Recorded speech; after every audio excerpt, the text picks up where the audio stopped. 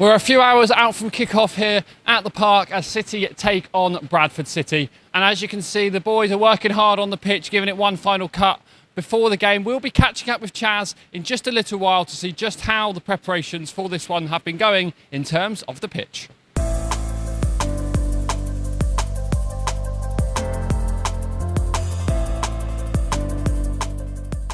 So here we are then. Here is Chaz to give us another little update on the pitch. Chaz, you've been working on it this morning. How's it been, and how's your little trial been going with the covers? Yes, today is good. We got a roll on it yesterday and basically rolling it today. We're not cutting a lot off.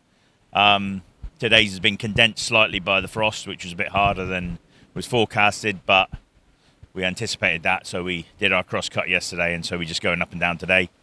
I just got the mark out and then the final prep, putting the goals up, and then we're ready to rumble. As far as the covers goes, really successful. You can see, well, I can see if I look carefully where the covers had opened up and left the areas. So the areas which were covered are greener than the areas that were missed because the covers opened up in the wind.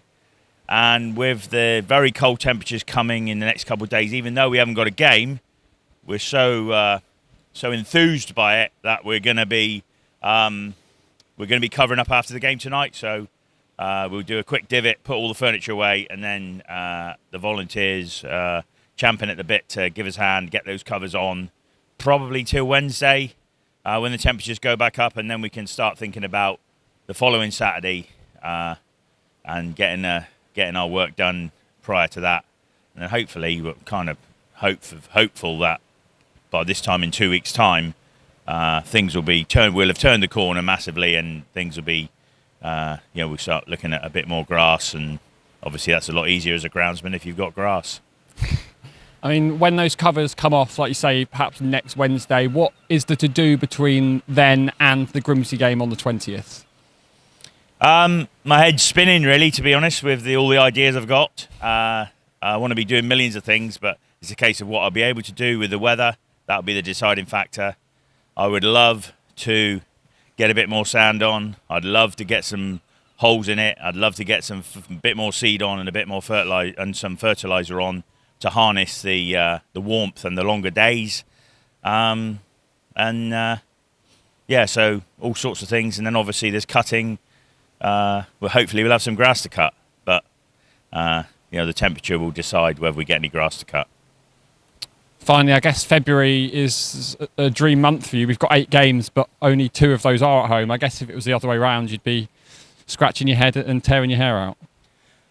Yeah, I mean, when we set off for this season, as much as we want a fantastic pitch that they can play the beautiful game that we love to play on, in the past we've just give ourselves a pat on the back if we get every single game on, and so far we haven't lost a game, which is why we bought the right to have 2 games in February, and others haven't.